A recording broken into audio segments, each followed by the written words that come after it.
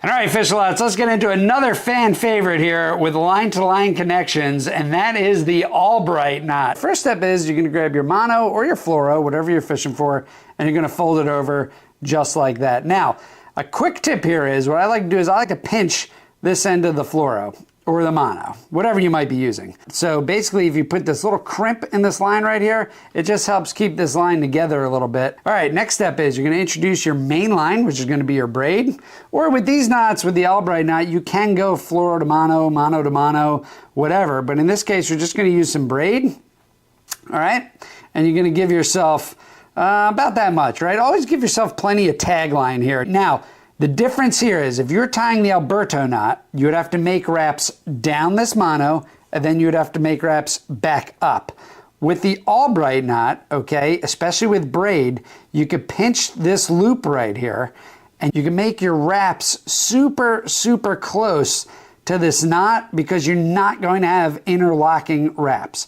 So I'm just gonna tie it off just like that, okay? So you're giving yourself about this much.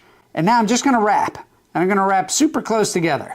Okay, now careful not to over wrap the line right here, but I'm just gonna wrap super close, just like that. And I like to do 5 to 7 wraps, but with this particular knot, you could do more if you like. Just remember, the more wraps you do, the harder it's gonna be to cinch it down, right? And more wraps isn't always better, but that's about good. I think that was like 7 or 8 wraps, something like that. And that is about good right there. So now you're gonna end up with something like this. You don't have to worry about wrapping it down and wrapping it back up. You're just gonna do one set of wraps. So I make them pretty close. The key to this is to see how the line is exiting your loop right here, okay? So this line's exiting up. So I wanna make sure the tagging and the main line are heading in the same direction, okay? Just like that. And again, you know you did this right when if you take both lines, there's not one line outside the loop and one line inside the loop. And now at this point, you're just gonna cinch it down. Now I like to do it hand tight, just like that.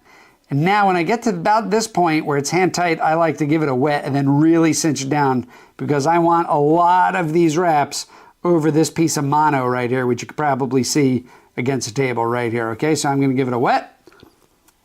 There you go, just some saliva. Now I'm gonna cinch it down, and look at that. You can see it just went over that loop right there, and that is a really, really secure knot with a lot less steps and a lot less pitfalls than the Alberto knot. So if, you know, again, if you've been having some troubles with some of these line-to-line connections knots, go on and give the good old-fashioned Albright knot a try right there. Now, here's a couple of tips I'm gonna show you to finish off the Albright knot. Now, a lot of people call this good, just like that, and that is a plenty strong knot. However, what you can do is you're gonna wanna cut this tag end off, right? Because this is your leader material. So this is what's gonna be casted to the fish through the guides. So you're gonna wanna cut this as small as possible or as close to this knot as physically possible. So let's do that now.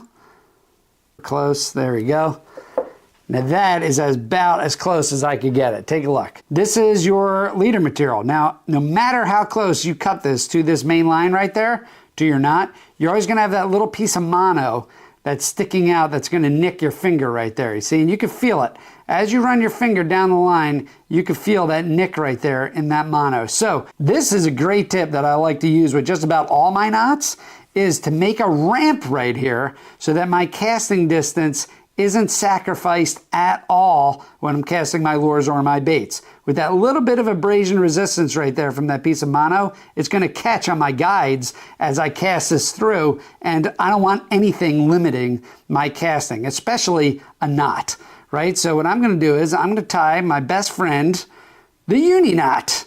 That's right, for those of you that watch this channel a lot, you know the uni knot, the universal fishing knot, can be used for just about anything. And in this case, I'm gonna use it to tie a ramp right here on the other end of the Albright knot. So here you go, I got my tag end. I make a loop, just like this is how you tie a uni knot. And I'm gonna pass this tag end through this loop 5 to 7 times. So 1, 2, 3, 4, 5, let's say 6. There we go. So 6 times, just like that.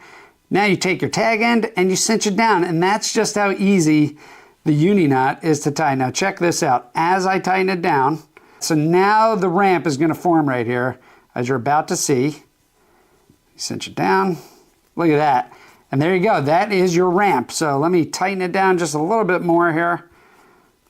That is the ramp right there now, where you don't have any abrasion resistance in your Albright knot whatsoever as you cast this through. And that is really an awesome, awesome way to end any knot-to-knot connection right there. There you go. There is the Albright knot, much different from the Alberto knot. But if you're interested in these line-to-line connections and you want to know which one is best for you, go ahead and click on this video right here, where I'll show you even a stronger line-to-line connection knot that's even thinner in diameter. And I think you're going to love that one just as much as this right here. All right, fish lots, thanks for tuning in. I'll see you out there on the water.